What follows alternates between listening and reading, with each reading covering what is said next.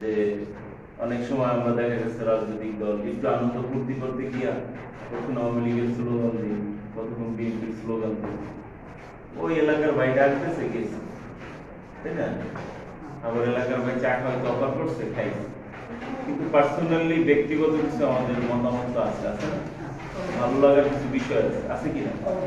সারা জীবন যদি এরকম পরগাছার মধ্যে আর কান দেওয়ার কান দেওয়ার কান হাঁটাহাঁটি করি, এবং মনুষ্য প্রতি করলে একটা মানবতার তো দায়বদ্ধতা আছে যে আমি একটা মানুষ, আমার যেটা ব্যক্তিগত মতামত আছে, একটা ব্যক্তি স্বাধীনতা আছে, আমার একটা মানে ওটা কি পার্সোনালিটি, এই আমার পার্সোনালিটি আছে না একটা।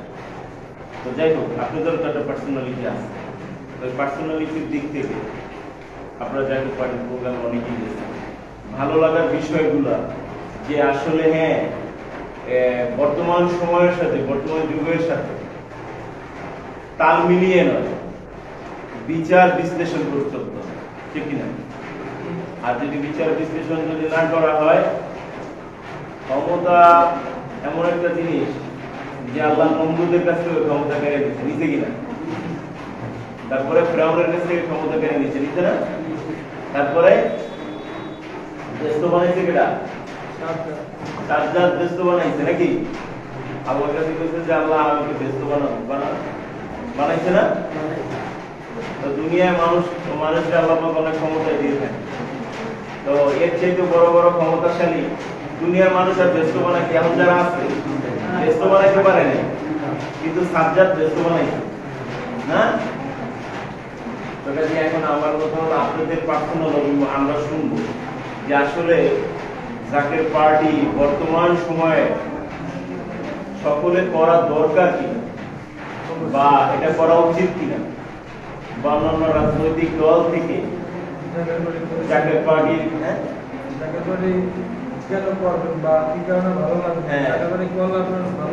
এখন মনে করেন আপনারা গেলেন আসলেন, এখন আপনাদের যাওয়া আসার মাঝখানে জাকের পার্টি কল্যাণ নিহিত আছে কিনা, এই অভিমত গুলা আমরা একটু শুনবো।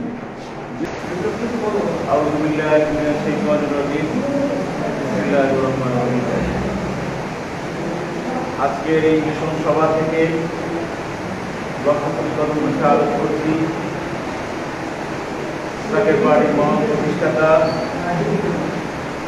আল্লাহ রাসূলের মহব্বতের সূর্য, জমানার জিন্দাওয়ালি মহানি মিশনী হযরত খানাউল্লাহ ফরিদুল্লাহ সাহেবের কদম মোবারকে কদম উচ্চারণ করছি। বাবা রেখে যাওয়া মনত বিশ্ব জাকের মন্দিরের সালা বিশিষ্ট জাকের পার্টির সর্বোচ্চ নীতি নির্ধারক মহামান্য হযরত খাজা মিয়া বাইয়া মুজাদ্দিদি সাহেবের পাক কদম মোবারকে কদম উচ্চারণ করছি। জাকের পার্টির মহামান্য চেয়ারম্যান হিজবুল্লাহর মহাইমাম হযরত খাজা মিয়া বাইয়া মুজাদ্দিদি সাহেবের পাক কদম মোবারকে কদম উচ্চারণ করছি। হযরত খাজা মিয়া তাজান মুজাদ্দিদি হযরত খাজা মিয়া তাজান মুজাদ্দিদি সাহেবের পাক কদম মোবারকে কদম উচ্চারণ করছি। খাজা পরিবারের সম্মানিত সকল সদস্য সদস্যবৃন্দের পবিত্র পাক কদম মোবারকে। প্রিয় বেতাগী উপজেলার নেতৃবৃন্দ, আসসালামু আলাইকুম ওয়া রাহমাতুল্লাহি ওয়া বারাকাতুহু। আমার দিকে একটু সবাই তাকান, মোবাইল নেওয়া নাই। জাকের পার্টি, জাকের শব্দের অর্থ জিকিরকারী। কি শব্দ? জিকিরকারী। পার্টি অর্থ দল। গভীর মনোযোগ। তো জিকিরকারীর দল। এখন জিকির কেউ উত্তোলন করে না? জিকির কিন্তু সবাই করে, তামাম মাখলুকাত 18,000 মাখলুকাত সহ জিকির করে আল্লাহ। তাহলে কি তারা যাকে? অবশ্যই তারা যাকে। পার্টি মানে অর্থ দল, আল্লাহর দল। জাকের পার্টি আল্লাহর দল। এটা কার দল? আল্লাহর দল। জামানার শত সহস্রের মুজাদ্দিদ দয়াল দাদু পীর জিন্দা পীর, যদিও আমার পীরের মাধ্যমে 12ই রবিউল আউয়াল দয়াল নবী রাসূল পাক সাল্লাল্লাহু আলাইহি ওয়াসাল্লামের জন্মলগ্নে 1989 সালে রাতের দিগ্রহর মধ্যরাতে যখন এই পৃথিবীর মানুষগুলো ঘুমে নিমজ্জিত ছিল, রাত ৩টার সময় আল্লাহ পাকের বন্ধু তিনার পবিত্র ইজ্জতের খাতিরে তিনার হুকুমে রহমতের সময় বিশ্ব লিখাল জাকের পাহাড়ের ঘোষণা দেন।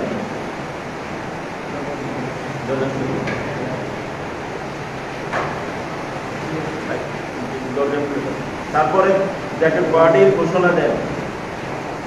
তিনি কোন ঘোষণা দিয়ে বললেন যে বাবা, জাকের পাহাড়ি আসমানে ছিল।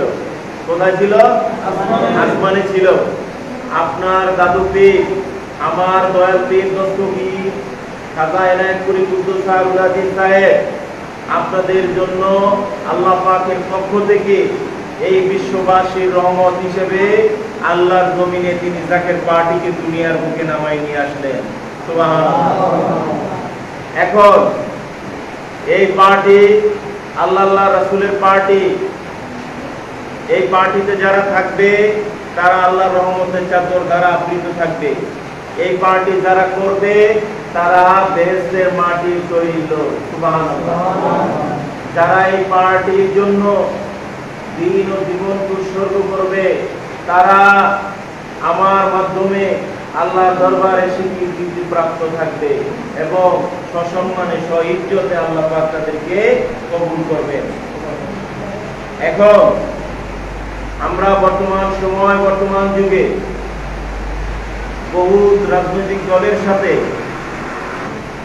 পারস্পরিক রাজনৈতিক অঙ্গনে সমানতালে পথ চলতে গিয়ে আমরা বহু রাজনৈতিক সংঘাত দেখেছি, কিন্তু আমরা কোনোদিন সংঘাত করি নাই। করছি? আমরা কোনোদিন কারো মাথার উপরে পিটান দেই নাই, বাড়ি দেই নাই। আমরা কোনোদিন পরের সম্পদ লুণ্ঠন করি নাই, বাজেয়াপ্ত জব্দ করি নাই।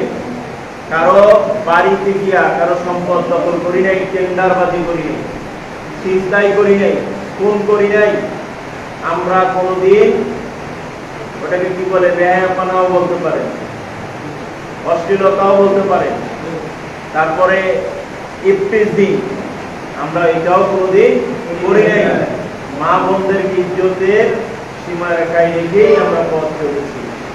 আজকে দীর্ঘ ৩২ বছর ইতিহাসে জাকের পার্টির এত বড় একটি নৌকা, এত বড় একটি জাহাজ সম্মানের সাথে আল্লাহ পাক দয়া করে তিনার বন্ধুদের ইজ্জতের উসিলায় বর্তমান সময়ের সাথে আপনারা সেটা দেখেছেন। আমরা সসম্মানের সাথে জাকের পার্টির জয় গণকীর্তন আমরা গিয়ে গিয়ে চলেছি, কিন্তু কোনো ব্যক্তি বা কোনো শক্তি শর্ত অন্যাসী মহল জাকের পার্টির দিকে আঙ্গুল তুলে বলতে পারে নাই জাকের পার্টির ৩২ বছরের ইতিহাসে একটি কলঙ্কের অধ্যায় রয়েছে। কেউ কিন্তু বলতে পারবে না, পারবে? কিন্তু আমরা বাহিরের জগৎ থেকে অন্য রাজনৈতিক দলের দিকে যখনই তাকাই, গরিব মেধাবী ছাত্রগুলো, গরিব মেধাবী পরিবারের সন্তানগুলো, আমরা যে সকল শিক্ষাঙ্গনে পড়াশোনা করি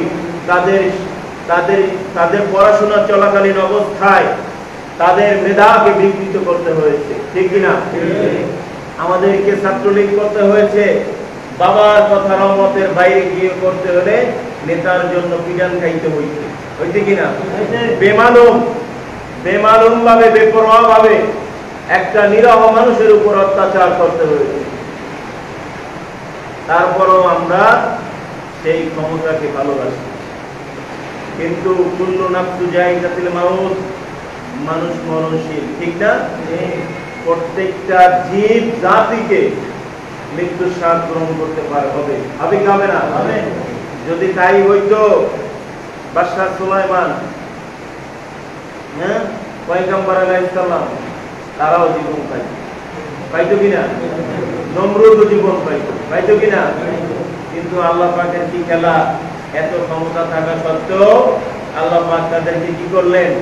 ক্ষমতার একটা নির্দিষ্ট সময় আল্লাহ বুঝিয়ে দিলেন, সর্বকিছুর মালিক আমি, সকল ক্ষমতার অধিকারী আমি, আমার ক্ষমতাই চলে, তোমরা আমার অনুসারী, তোমরা আমার সৃষ্টি, তোমরা আমার দাস, আমি তোমাদেরকে সৃষ্টি করেছি, তোমরা আমার অনুগ্রহ থেকে সৃষ্টি হয়েছ এবং আমার কথা, আমার হুকুম প্রতিপালনই তোমাদের নৈতিক দায়িত্ব।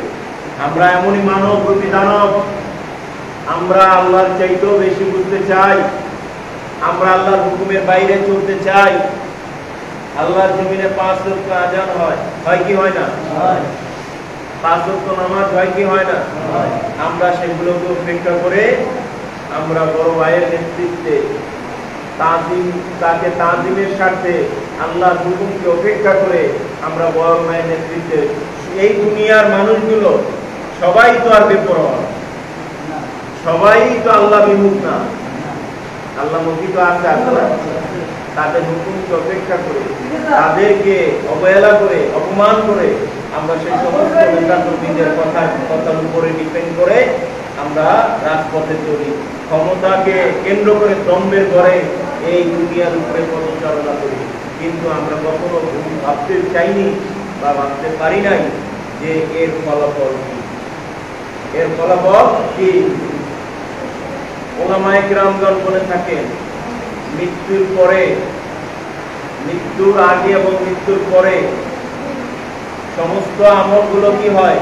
লেখা হয় মৃত্যুর আগে, নাকি মৃত্যুর পরে কি করে হয়? সেগুলো হিসাব নিকাশের জন্য তৈরি হয় কি হয় না? মানুষের মৃত্যুর পরে 3টে দরজা খোলা থাকে। একটা হচ্ছে নেক সন্তান, নেক আমল, আর হলো সদকায়ে জারিয়া। মানুষের মৃত্যুর পরে এই 3টা দরজা খোলা থাকে। এখন আমার যদি 3টা দরজা খোলা থাকে, তাহলে আমি কোন দরজা আমল করছি এটাও তো আমাকে ভাবতে হবে। অতএব আমরা জ্ঞান গৌরবের সাথে আল্লাহ একটা নিজস্ব ব্যক্তি সত্তা দিয়া, বিবেক দিয়ে আমাদেরকে দুনিয়া পাঠাইছে কিনা? আমাদেরকে যদি বিবেক দিয়ে পাঠিয়ে থাকে, তাহলে অবশ্যই আল্লাহ হুকুমের প্রতি আমাদের আনুগত্যশীল থাকা ফরজ। এবং আমরা যদি তা না করি, তাহলে আমাদের নাফরমানি করা হবে, আল্লাহর হুকুমকে আমাদেরকে অবমাননা করা হবে। তা আল্লাহর হুকুম অবমাননাকারী যারা, তার বাস্তব নিদর্শন ফেরাউন। আজকে তাকে মানে কি অবস্থায় রাখা হয়েছে? তাকে এমন একটা অবস্থায় রাখা হয়েছে যে আল্লাহ পাক দুনিয়ায় থাকাকালীন অবস্থা আমাদের নমরুদের পরিস্থিতি আমাদেরকে দেখাচ্ছে, ঠিক না? তো নমরুদের চেয়ে তো অপকর্ম পৃথিবীর মানুষ এখনো করছে। তো বাদ বিচার আল্লাহ যদি সত্য হয়, তা হবে কি হবে না? বিচার যদি হয়ে থাকে, তাহলে আমাদের বিচার হবে কি হবে না? আমাদের সকল অঙ্গ প্রত্যঙ্গের বিচার হবে। যুগে যুগে দয়াল নবী রাসূলুল্লাহ সাল্লাল্লাহু আলাইহি ওয়াসাল্লামের ওফাতের পরে 1,24,000 পয়গম্বর, মতান্তরে 2,24,000 পয়গম্বর এই দুনিয়ার বুকে আসছে শুধু এই ইসলামের দাওয়াতের জন্য এবং ইসলামের পুনরুজ্জীবিত শাশ্বত জীবনকে মানবের কাছে পৌঁছে দেওয়ার জন্য। কিন্তু আমরা এমনই মানুষ আমরা দানবে পরিণত হয়ে গেছি, আল্লাহর হুকুমকে আমরা অবহেলা করে চলেছি, ঠিক না? আমরা সেগুলো পরোয়া করি না। আমরা আমাদের মতো বড় ভাইদের নেতৃত্বে, ক্ষমতাশীল রাজনৈতিক দলের নেতৃত্বে আমরা মাজ্জামিয়া হাজ্জামিয়া সাজ্জা এই দেশের নিরহ মানুষের উপর অত্যাচার করি। আমরা তাদের সম্পদকে ছিনিয়ে নেই, গরিবের সম্পদকে আমরা লুটে নেই।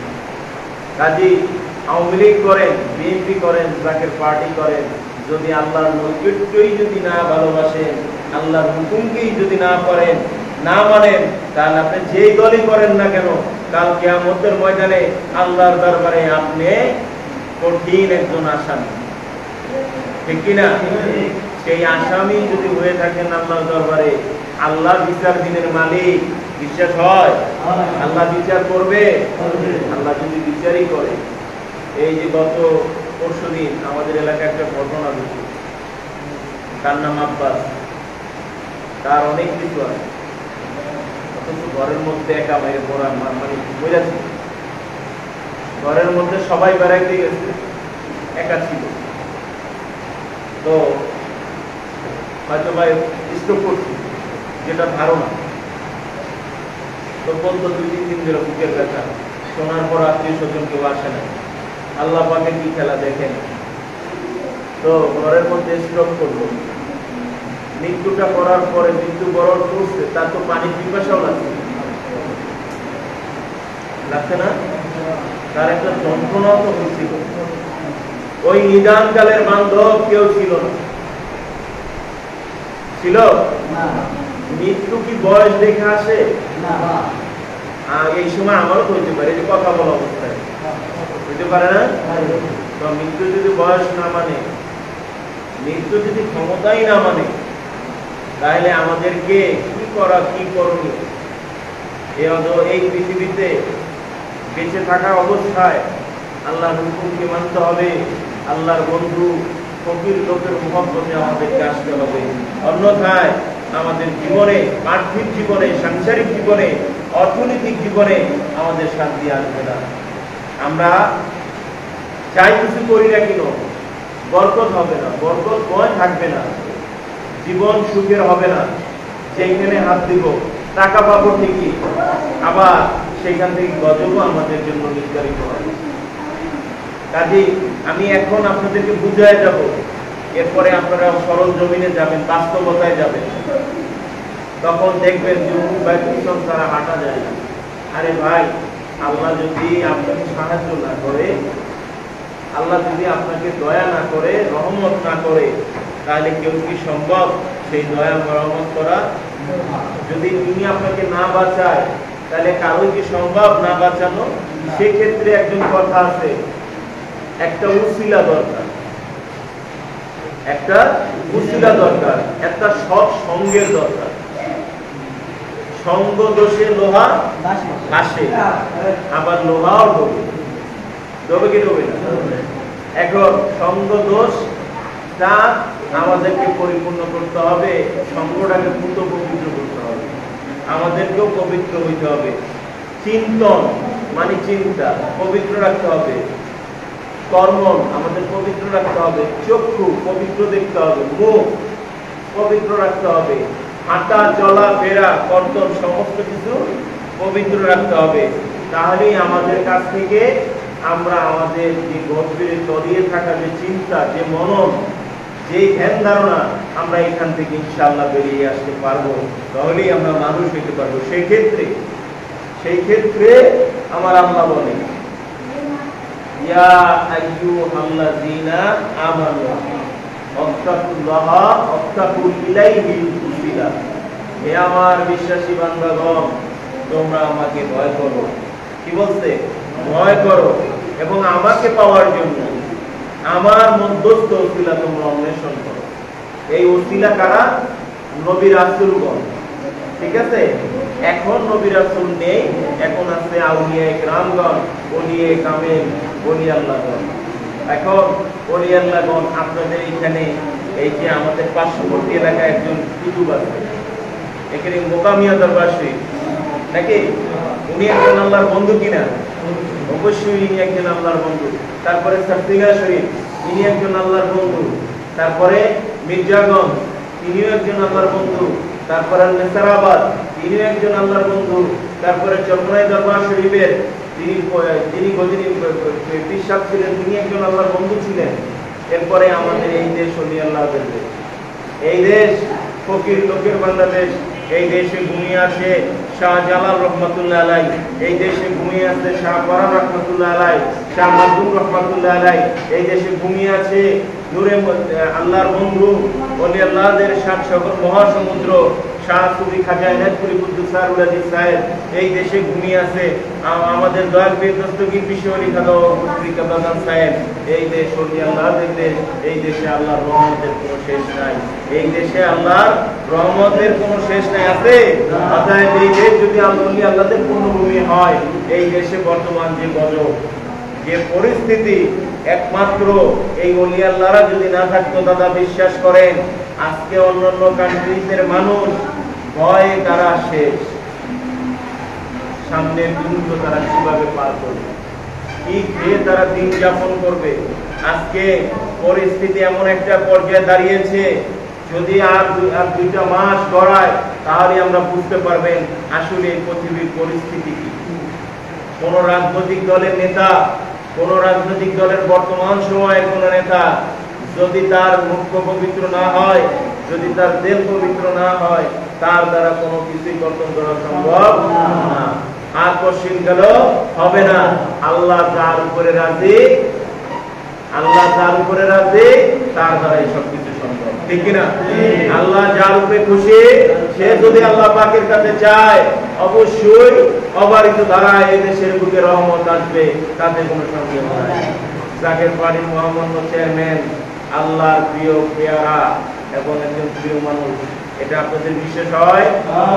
সবে কদরের দিন তিনি বলেছেন তেলের দাম যদি বাইরে যায়, কি বলছে? তেলের দাম যদি বাইরে যায় তাহলে দেখবেন দ্রব্য মূল্যের কি পরিস্থিতি হয়, দেশের কি পরিস্থিতি হয়। তখন তো তিনি কতদিন আগে বলছে, সর্বরাত জন্য কতদিন, 4-5 মাস হয়ে গেছে না? যদি হয়ে থাকে তিনি তাহলে কেমন মানুষ? হ্যাঁ, তিনি বলেছে সরকারকে 3 বছরের 3টা জিনিস মজুত করতে। 3 বছরের কি কি মজুত করতে বলছে? খাদ্য, বস্ত্র, ঔষধ, এই 3টি জিনিস তাকে মজুত করতে বলছে। তো আপনারা যদি মজুত না করেন তাহলে এই দেশের মানুষ কিন্তু না খেয়ে মরবে, এদেশের মানুষের কিন্তু খাদ্যের কিছুই থাকবে না।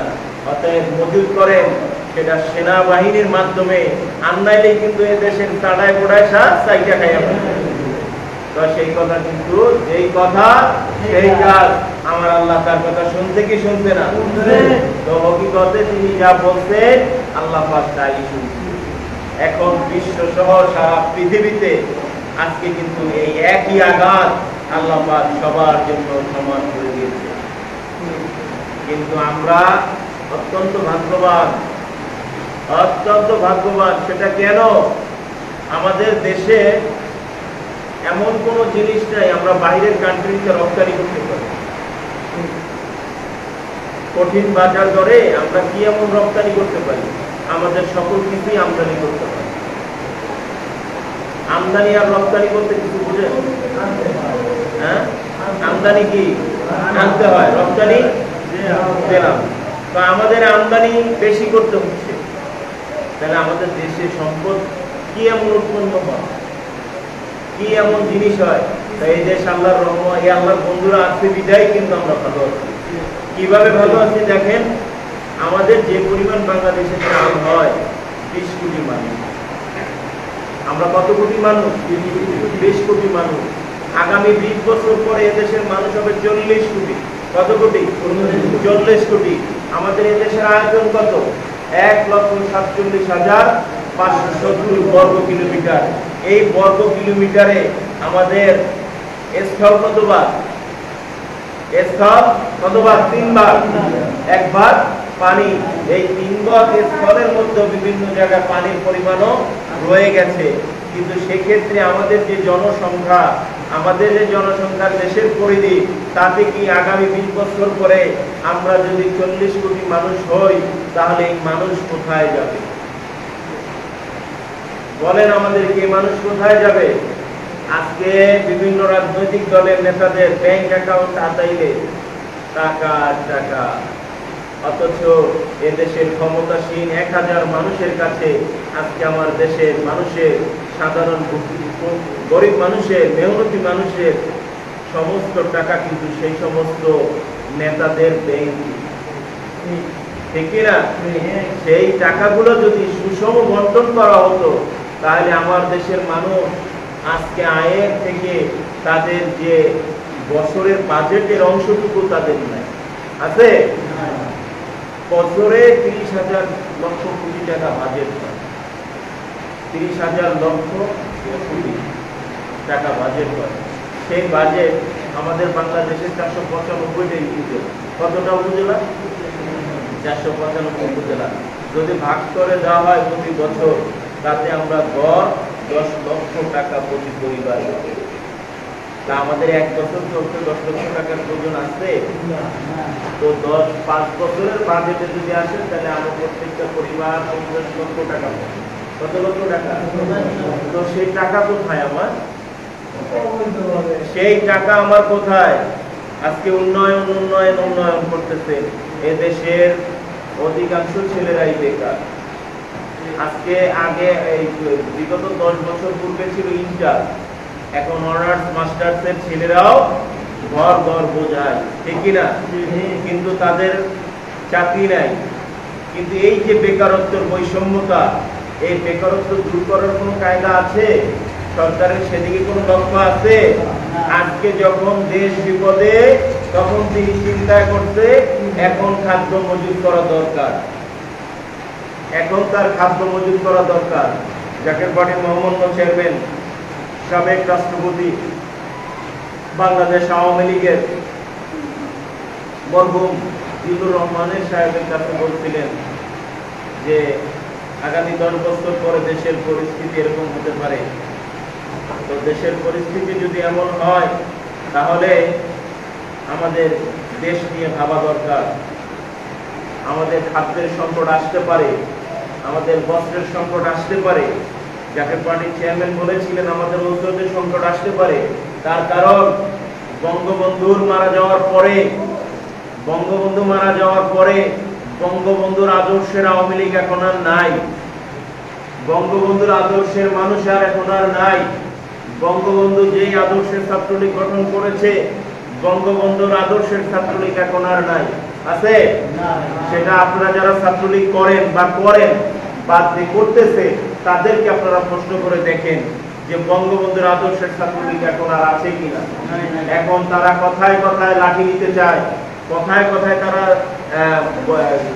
পিস্তল হাতে নিতে চায়, কথায় কথায় তারা এখন মানুষকে মারতে চায়, কথায় কথায় তারা টেন্ডারবাজি করতে চায়। চাই কি চায় না? এমন রাজনৈতিক দলের সাথে এরপরে অন্যান্য রাজনৈতিক দল, বিএনপির কথা বললাম, বিএনপি তো যখন ক্ষমতায় ছিল, বিএনপিও এরকম করেছিল। কিন্তু 32 বছরের ইতিহাসে জাকের পার্টির জন্ম লগ্নে বিশ্ব আলী খাজা বাবা ফরিদপুর প্রধান সাহেবের দরবারে জাকের পার্টির পূর্ণ সমর্থন পাওয়ার জন্য এরশাদ সাহেব দরবার শরীফে গিয়েছে।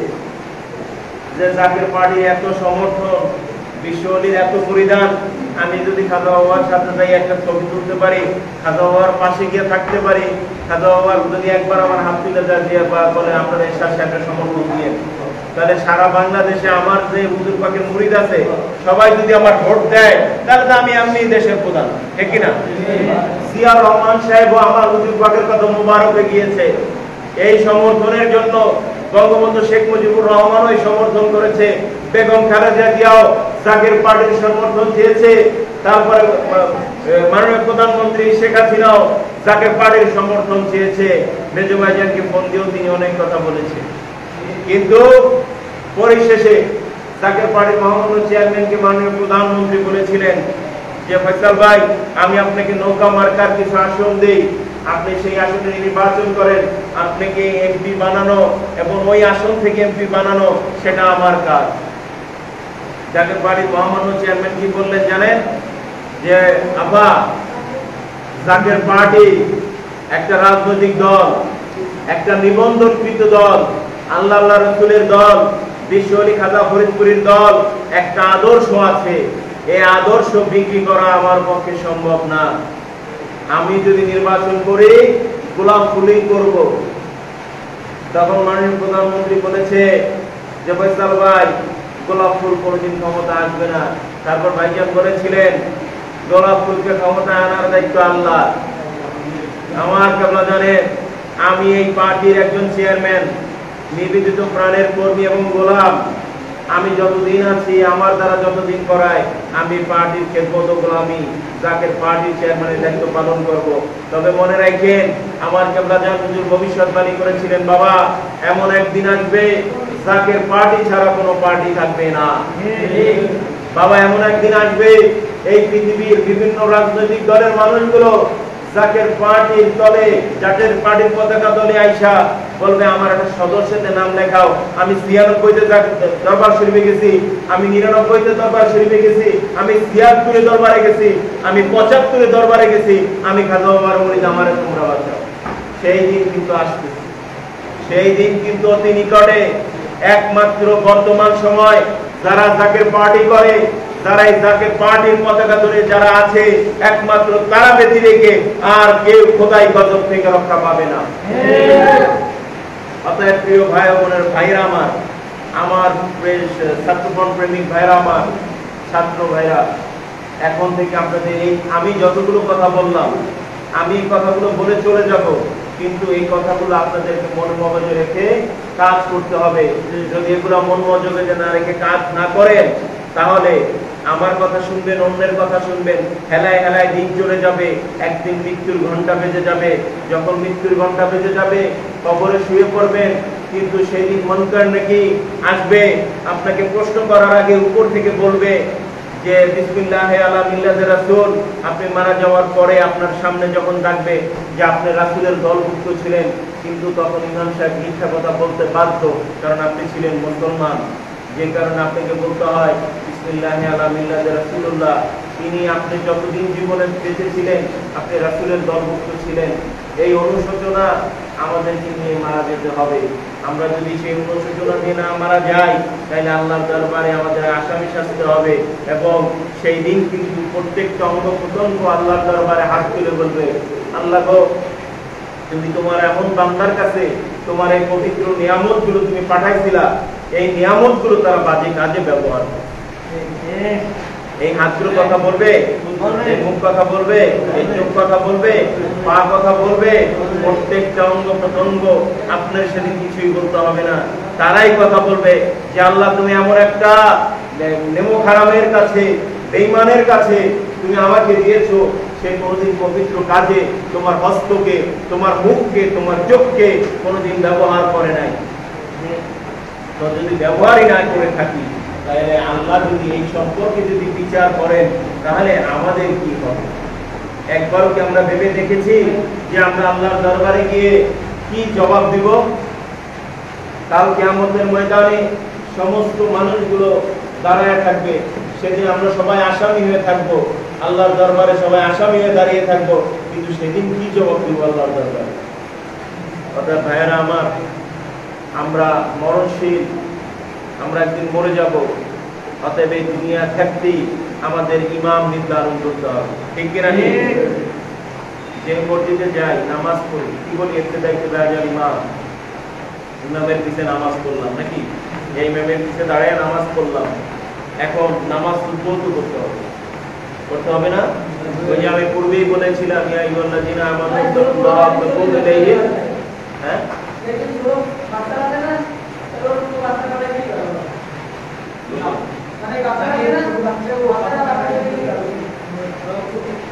যাবে শেষ। তো আমাদের প্রত্যেককে আমাদেরকে মৃত্যুর পেয়ালা পান করতে হবে। মাগরিব সন্নিকটে, সন্ধ্যা হয়ে যাওয়ার পথে আমাদের আবহাওয়া যে পরিস্থিতি খারাপ হওয়ার কারণে আসলে আমরা অনেকে আসার ইচ্ছা ছিল, আসতে পারিনি। তো আজকে যারা এখানে উপস্থিত আছেন, আমি সকলের কাছে উদাত্ত কণ্ঠে আহ্বান রাখবো, যাকে পার্টি ছাত্রগণ মনে প্রাণে করেন, আজকে আপনারা লেখা রাখেন, জাকের পার্টি অচিরেই ক্ষমতা আসে। আপনারা লেখা রাখেন, যদি না আসে আপনাদের পায়ের জুতা আমার গাল। আমি কিন্তু সেই দিন আপনাদের যারা এখানে উপস্থিত, আমি প্রত্যেককেই চিনি, আমি প্রত্যেককেই চিনি। কাল কিন্তু ক্ষমতায় যখন আসবো, আমি হিংস্র হব না, কিন্তু আল্লাহর বিচার আল্লাহ করবে, আল্লাহর বিচার আল্লাহ করবে। তো এই যাকে পার্টি পথে, পবিত্রতার পথে, মা বাবাকে শান্তি দেওয়ার জন্য, মা বাবাকে এই সমাজে সসম্মানে চলার জন্য আমাদের প্রত্যেকের নৈতিক দায়িত্ব তাকে পার্টি করা। মানুষের সামনে একটা পবিত্র মানুষ হিসেবে, একটা জ্ঞানী মানুষ হিসেবে চলার জন্য আমাদের জন্য দরকার তাকে পার্টি করা। অতএব আমি উদাত্ত কণ্ঠে সকলের প্রতি আহ্বান রাখবো, যাকে পার্টি ছাত্রগণ বেতাগী উপজেলা, আমার ছোট ভাই রাকিব দ্বারা, ও অত্যন্ত কষ্ট করে, ও এই ছাত্রগণের জন্য অত্যন্ত কষ্ট করে। জেলার সভাপতি সাহেব আমাদের যখন বললো যে ভাই এত বড় প্রোগ্রাম ডাকতেছে, ব্যানার করছে, এই বৃষ্টি গড়িয়ে আবহাওয়ার মধ্যে কি করবো, ওই চলো যাই। এই যে আস্তে আস্তে আস্তে আস্তে আমরা বেতাগীতে এমনও দেখি আছে না রে, দুই একজন ছিল, খালি হল ছিল, খালি অবস্থায় আমরা এখানে প্রোগ্রাম করে চলে গেছি। তো এখন ওই একজনই তো আসে, হেদায়েত আল্লাহ যাকে দেয় সেই হেদায়েতের পথে আসে। তো আপনারা যারা এখানে উপস্থিত, আমি প্রত্যেকের প্রতি আহ্বান রাখবো, হাত জোর করে বলবো, হাত জোর করে বলবো, এই জাতীয় পার্টি আপনারা করেন, এই জাতীয় পার্টি আপনারা করেন। এমন একদিন আসবে এই জাকের পার্টির মাধ্যমে শত্রু ইসলাম প্রতিষ্ঠিত হবে। তামাম পৃথিবী এই জাকের পার্টির মাধ্যমে বাংলাদেশ থেকে পরিচালিত হবে। কারণ এই দেশ ওলি আল্লাহদের দেশ। এই দেশে নবী আলাইহিস সালামগণ আসে নাই, এই দেশে ফকির লোকজন আসছে, আল্লাহর বন্ধুগণ আসছে। অতএব এই দেশে যতদিন না পর্যন্ত একজন মুমিন আছে ততদিন পর্যন্ত এই দেশের উপরে গজব আসবে না, এই দেশের কোনো ক্ষতি হবে না, এই দেশের ক্ষতি কেউ করতে পারবে না। আপনারা যাকে পার্টির পতাকা তলে আসেন এবং আপনাদের বন্ধু বান্ধব যারা আছে তাদেরকে ঐক্যবদ্ধ করেন এবং আগামী 23শে আগস্ট যাকে পার্টি ছাত্রফ্রন্টের কেন্দ্রীয় মিশন বরিশালে আসবে। জেলা সভাপতি ওনাকে ইনস্ট্রাকশন দিবেন, আপনারা যারা যাওয়ার ওইখানে কেন্দ্রীয় অনেক বড় বড় নেতারা আসবে।